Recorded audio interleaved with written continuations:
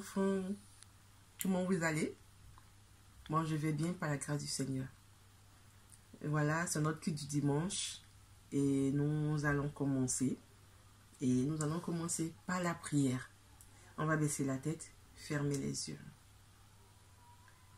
Père, nous te bénissons, nous te rendons toute la gloire. Nous te disons merci, Seigneur, pour ce temps. Père, ce temps de partage, d'échange, Seigneur. Nous te disons merci, Seigneur, pour la vie que tu nous as donnée, pour la vie que tu as donnée à chaque enfant, Seigneur. Merci, Seigneur, parce que tu as pris soin d'eux. Tu les as préservés de la maladie, Seigneur. Nous bénissons ton nom et nous sommes reconnaissants pour tes bienfaits, Seigneur. Père, nous demandons que tu disposes nos cœurs, nos pensées, afin que nous puissions comprendre ce que ta parole veut nous enseigner ce matin. Que la gloire te revienne, que l'honneur te revienne au nom de Jésus. Amen. Amen. On va commencer notre histoire. C'est sur l'arche de Noé. Donc, l'histoire de Noé se trouve dans le livre de Genèse, du chapitre 6 au chapitre 9. La terre était très peuplée et les hommes, ils étaient très méchants.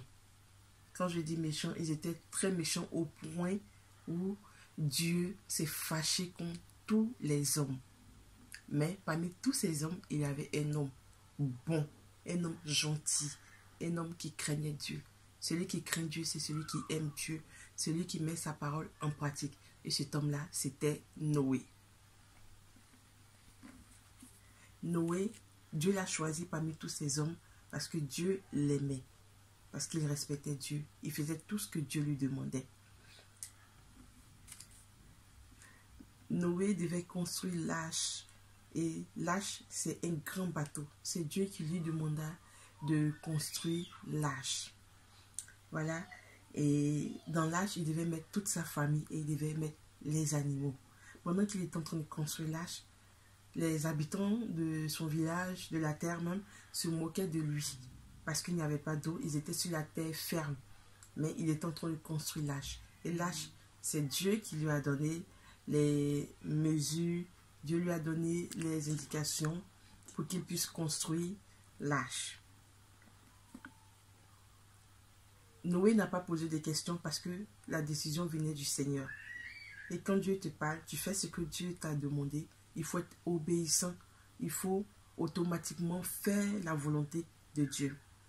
Et c'est ce que Noé faisait.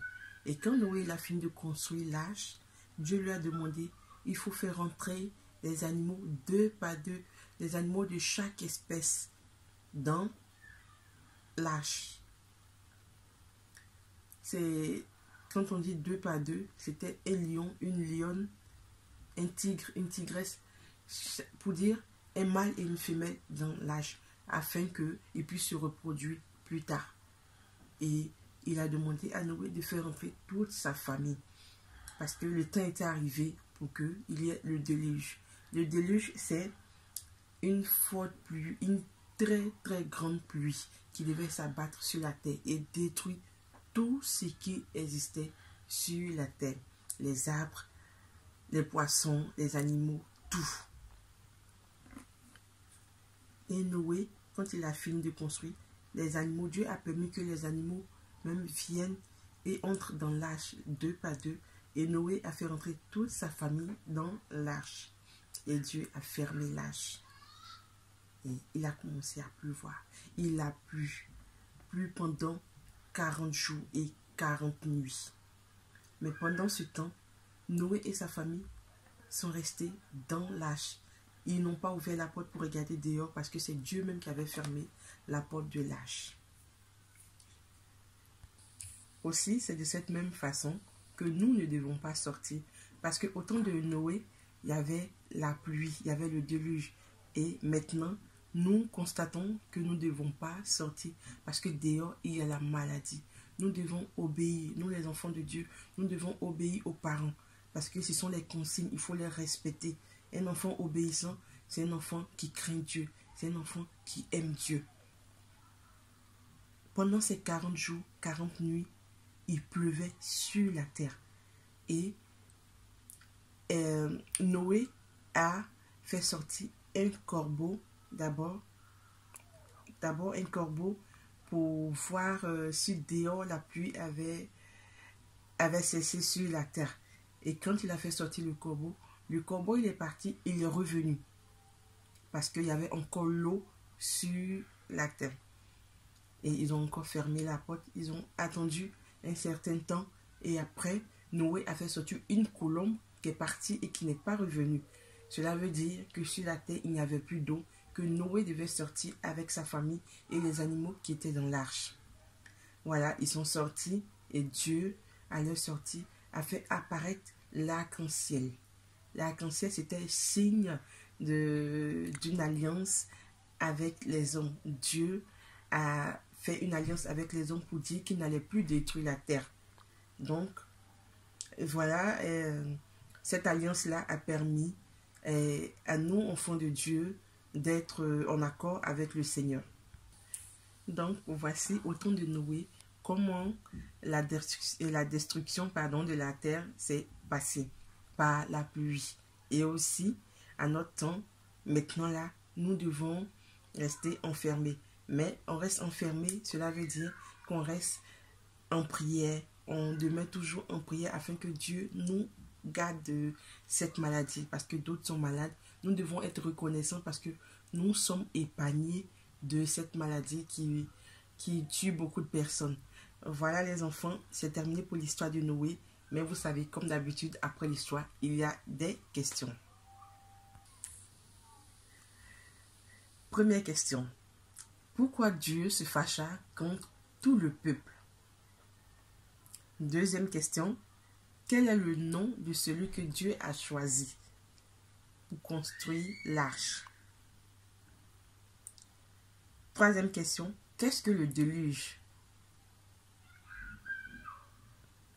Et combien de temps a duré la pluie? Dernière question. Que représente l'arc-en-ciel?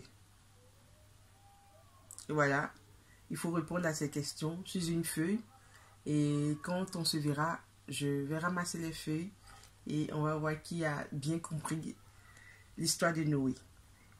Voilà, pour les gestes barrières, il faut se laver régulièrement les mains, les enfants. Il faut à chaque fois se laver les mains avant de manger, pendant le jeu, après avoir joué, après les études, il faut se laver régulièrement les mains. Il faut tousser dans le coude comme ça. Il ne faut pas saluer les gens avec la main. Il faut rester sage, rester à la maison, obéissant. Voilà. Pour aujourd'hui, c'est fini. Bon dimanche à vous. On va prier pour terminer notre petit moment de école du dimanche. Fermez les yeux, on va prier. Père, nous te disons merci pour ce temps que nous avons passé dans ta présence. Merci Seigneur parce que tu rends ces enfants obéissants. Tu rends ces enfants gentils, Seigneur. Qu'ils soient, Seigneur, les enfants que toi tu veux. Qu'ils soient, Seigneur Jésus, selon ta parole. Parce que tu as dit, enseignez les enfants selon ma parole, afin que quand ils grandiront, ils n'oublient pas ce qui a été enseigné dans ta parole. Père, je prie que tu bénisses ces enfants. Je prie que tu les gardes en bonne santé. Que la gloire te revienne. Merci, Seigneur, pour cette semaine. Bénis notre semaine au nom de Jésus. Amen.